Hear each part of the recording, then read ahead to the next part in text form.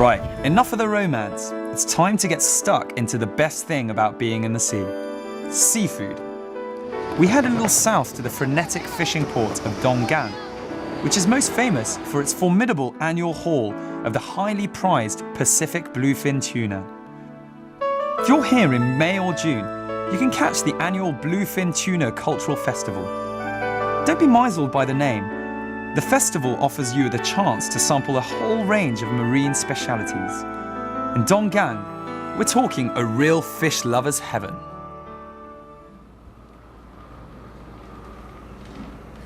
So I've arrived at Donggang, a town famous for having extremely fresh fish. Now its #1 celebrity resident fish is the bluefin tuna.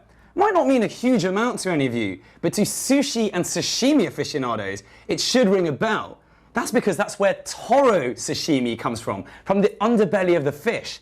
And if you have a quick look here, it's an extremely expensive Japanese delicacy, and one of these slices will set you back $9 or $10 US. But I don't think there's anything wrong with some guiltless eating. Whatever time of year you decide to come, there'll be something to satisfy your appetite. Don't miss out on the toro sashimi, one of the town's 3 treasures of the sea. The other 2 are the sakura shrimp fried rice, one of Donggang's signature dishes, and the oilfish, whose roe is baked into delicate cakes. Above all, there's a little something for everyone.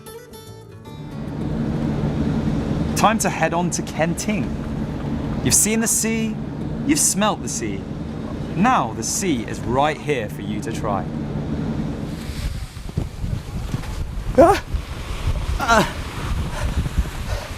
Woo! So I finally made it down to Kenting. And you know, I was in Gaoxiong before, I could see the sea, couldn't quite touch it. Here, this is the island's premier sand, beach, sea resort, and I'm gonna go for a dip, see what it's like. Just wanna hold you now.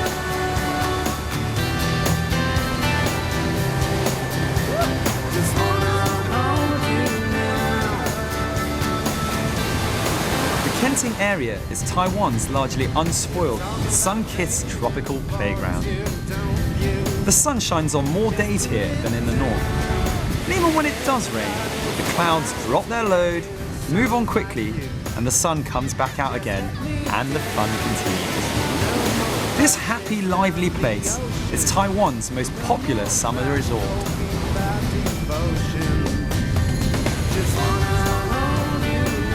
Kenting is well geared up for the tourist market, with a whole range of leisure activities on offer, as well as lots of places to stay.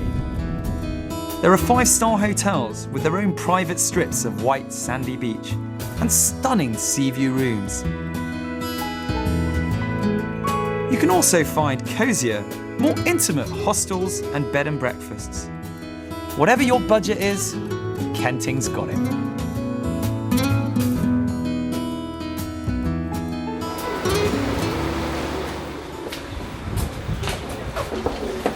Hi， 你好，我订一个房间，我叫马克。你今天住的是船屋，在最顶楼。哦，就在外 OK. So she's going to show me to my room. It's just upstairs. I've arrived at the Xiaojing, which means literally little lane hostel. I did my research, looked for something that was slightly more homely in Kenting, and from what I can see right here, I found the place I wanted. Let's go upstairs. In 2008, this was the most popular hostel in Taiwan. There's also a lovely little story about how the owner came to be here. She'd spent her whole life dreaming of living by the sea. Then one day, her boyfriend brought her here. He asked her to marry him and gave her the deeds to this property. He'd been spending all his time away, pretending to be on business, whilst looking for her dream house. So all you would-be Romeos take note. That's how it's done. Wow. 喜欢吗？哇，我特喜欢，特好看，很可爱。今天晚上住这里哦。这个是我自己的你自己的浴室、洗手间。 Wow, okay, well, hopefully the pictures talk for themselves, but I've been to a lot of hostels in my time, and this one is definitely right up there. I mean, I've got a bed that's shaped like a boat. How cool is that? I've got a flat screen TV and my own bathroom. But Kenting isn't just about the sea and the sand. It also offers exotic flora and fauna, as well as stunning views and dramatic geographical formations. Make sure you don't miss out on the mountains. So I'm with my friend over here, my buddy Pinger, and he's the guy from the Jeep shop, and he's here to make sure, because it's slightly different driving one of these Jeeps, make sure I'm okay with all of the maneuvers and the controls and I don't hurt myself. And also he's able to tell me all of the cool little places to go to in town around Kenting here. So we've just been up to a mountain and we're heading down to the sea in a second, so I'll see you down there, right? This part of Taiwan is the one that is furthest removed from the stereotypical images of a heavily populated, highly industrialized island. As you ride your Jeep across a deserted beach or on a road with the sea as your companion and the sound of the waves as your music, you'll get a feel for what southern Taiwan is really about. Relaxing, exhilarating, and eye-opening.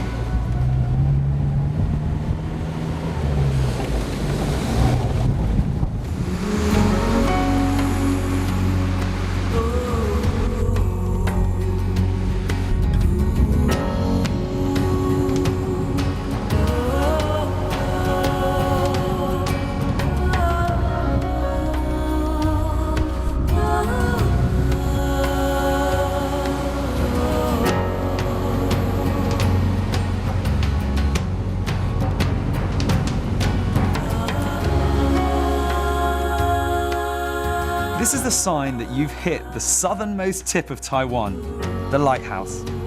And it's the area that you'll really find very, very hard to leave. The food is delicious, the people are warm-hearted, and the scenery is magnificent. And of course, there are loads of beaches. There's not much else you could really ask for, except for an extension to your holiday.